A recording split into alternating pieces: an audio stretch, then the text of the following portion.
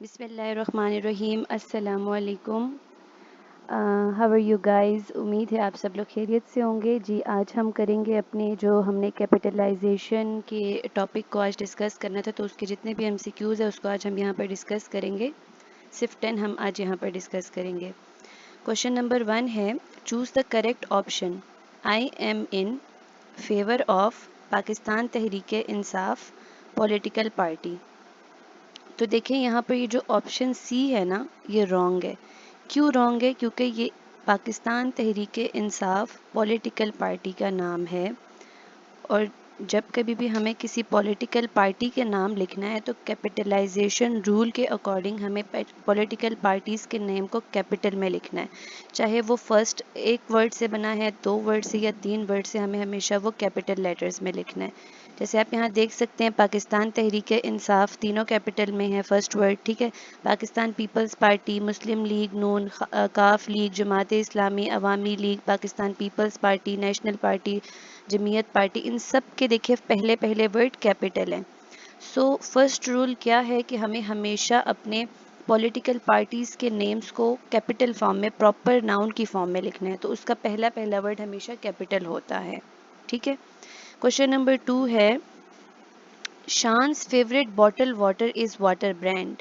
शान्स favourite bottle water is water brand. Shan's favourite bottle water is water brand. Both A and C are correct. जी तो कौन सा correct होगा?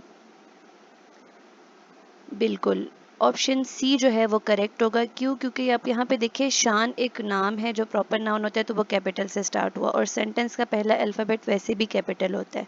उसके बाद अपोस्ट्रोफी लग गई क्योंकि आगे इसकी बात हो रही है, ठीक है। Favourite bottle water is water brand, ये कैपिटल में आएगा। ऐसा क्यों है? क्योंकि यहाँ पर ये जो वाटर ब्रांड है, ये किस एक ब्रांड का नाम है, ठीक है।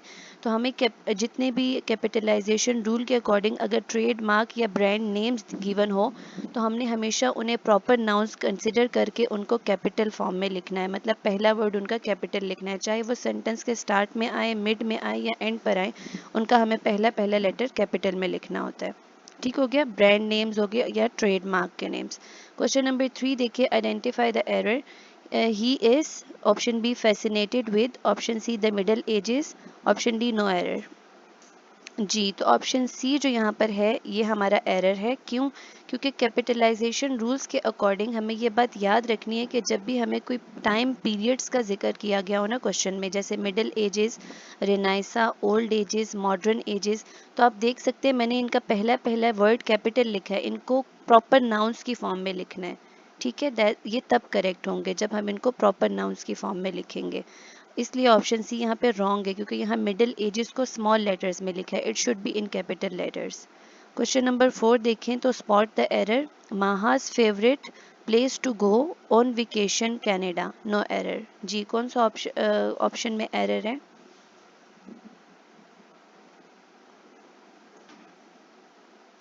बिल्कुल ऑप्शन सी यहाँ पर एरर है। उसके अंदर क्या एरर है? क्योंकि हमें ये चीज़ याद रखनी है कि जब भी कॉलन दिया होगा ना सेंटेंस के अंदर, तो कॉलन के बाद जो वर्ड होगा उसका हमने पहला लेटर कैपिटल नहीं लिखना। लेकिन इन केस अगर कॉलन के बाद हमारा प्रॉपर नाउन है, तो प्रॉपर नाउन का पहला वर्ड हमेशा कैपिटल होगा, अगर वो कॉलन के बाद भी हो तब भी, ठीक है। तो अगर आप यहाँ पर देखें तो यहाँ पे कॉलन के बाद कनाडा है, कनाडा एक प्रॉपर नाउन है, तो इसका सी कैपिटल आएगा, ये एरर है। लेकिन एक रूल आप यहाँ पे दूसरा भी साथ साथ समझ रहे हो कि जब भी हमें कॉलन गिवन होगा तो कॉलन के बाद हम लोगों ने कैपिटल लेटर से स्टार्ट नहीं लेना अपने बाकी सेंटेंस का, बल्कि हम लोगों ने स्मॉल में ही अपना सेंटेंस जारी रखना है। इन केस अगर हमें प्रॉपर नाउन्स आ जाए, तो प्रॉपर नाउन्स का रूल है कि वो हमेशा हमने कैपिटल में लिखना होता है पहला वर्ड, अगर वो स्टार्ट में हो, एंड पे हो या मिड में हो, ठीक है। दैट्स वाई ये देखिए, whenever we are given with colon in a sentence, then the word which is followed after colon should not be capitalise. Instead, if it is a proper noun, as here in this question Canada is a proper noun, so we have to capitalize it after colon, but we have to avoid capitalization after colon if it will not be a proper noun or verb etc. ठीक है। Question number 5 देखें। The new car is parked on North Main Street in Karachi. Option B, the new car is parked on North Main Street in Karachi. Option C, the new car is parked on North Main Street in Karachi. Option D, none. तो correct option यहाँ पर option B है। क्यों? क्योंकि new car को हम लोगों ने कैपिटल नहीं करना, न्यू कार स्मॉल में ही आएगा, पहला लेटर सेंटेंस का कैपिटल आ गया। लेकिन ये जो नॉर्थ, मेन, स्ट्रीट और कराची है, इनके पहले लफ्ज़ कैपिटल में आएंगे। ठीक है, ऑप्शन ए में देखिए तो ये स्मॉल में लिखे गए हैं, ऑप्शन बी में ठीक है, ऑप्शन सी में न्यू कार कैपिटल कर दिया, तो वो हमने कैपिटल नहीं करना। ठीक है, इसको देखिए आप लोग कि जब कभी भी हमें लोकेशंस, ठीक है, लोकेशंस गिवन होंगी या डायरेक्ट एड्रेसेस गिवन होंगे तो हमने उनको कैपिटल करके लिखना है, जैसे हम प्रॉपर नाउन्स को लिखते हैं। ठीक है, whenever we are given with any locations and direct addresses we have to always capitalise them as it is according to capitalisation rule. ठीक हो गया, और न्यू को हमने एज सच रखना है। आगे अगर आप क्वेश्चन नंबर 6 देखिए, mark the right one. Alina bought the latest iPhone, Alina bought the latest iPhone, Alina bought the latest iPhone. जी, कौन सा करेक्ट ऑप्शन होगा? सोचे, शाबाश।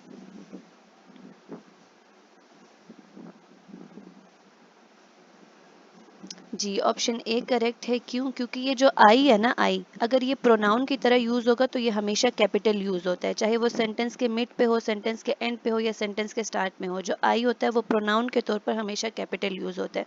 ये कैपिटलाइजेशन का एक और रूल है जो मैंने आप लोग को बता दिया। ठीक है, लेकिन यहाँ इन केस ऑफ आईफोन, ये इसका एक नाम है जो स्मॉल आई से शुरू होता है। ठीक है, आईफोन को स्मॉल आई और फिर फोन के फॉर्म में लिखते हैं, तो इस वजह से हम इसको कैपिटल आई और फोन नहीं लिखेंगे, क्योंकि यहाँ पर जो आईफोन के साथ आई है ये प्रोनाउन नहीं है बल्कि ये उसका नाम है।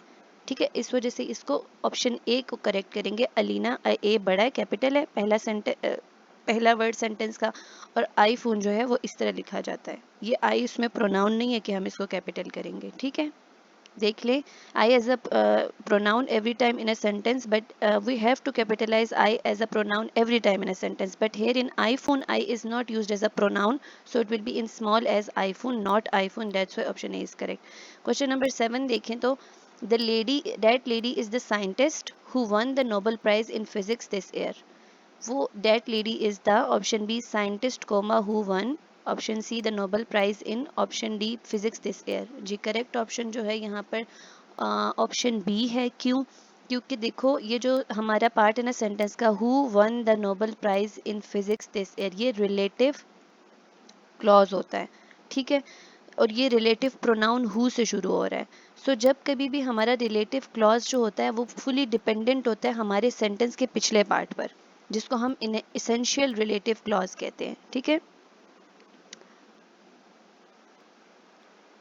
ये जो रिलेटिव क्लॉज से पहले का पार्ट है ना हमारा, ये the lady is the scientist, this part is fully dependent on relative clause. ये पिछला पार्ट रिलेटिव क्लॉज पर फुली डिपेंड कर रहा है कि सेंटेंस की पूरी सेंस हमें समझ आ जाए, इसलिए इस रिलेटिव क्लॉज को एसेंशियल रिलेटिव क्लॉज कहा जाता है।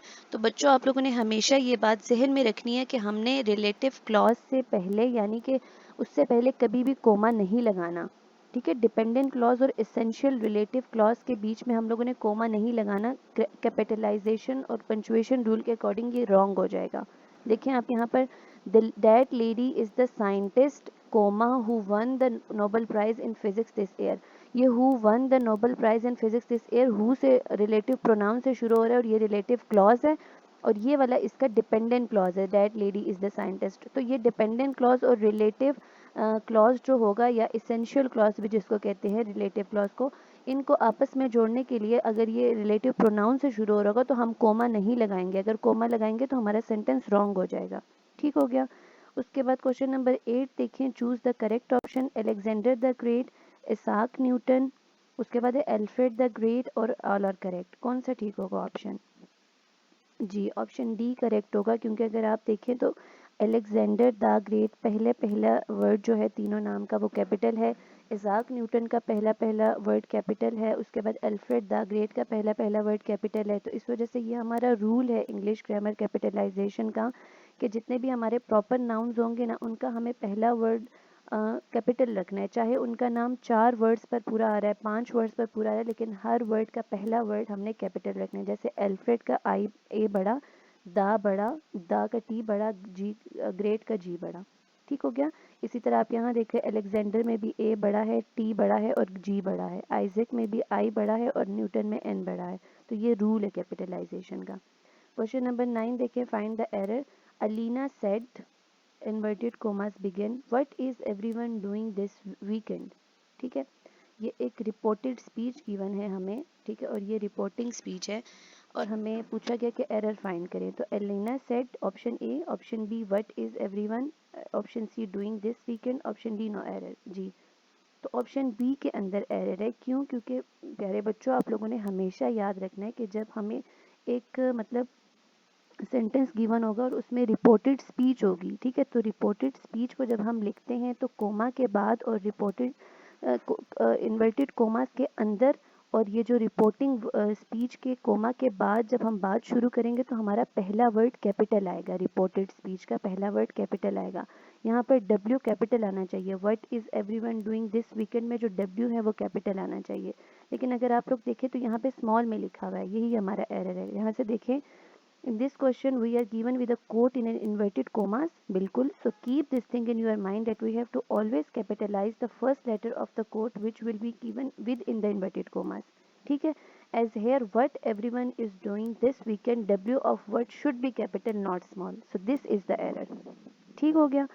हमेशा इन्वर्टेड कोमास के अंदर जो पार्ट होगा रिपोर्टेड स्पीच का, उसका पहला वर्ड हमें कैपिटल लिखना है। क्वेश्चन नंबर 10 देखें तो find the error containing option in the 16th and 17th।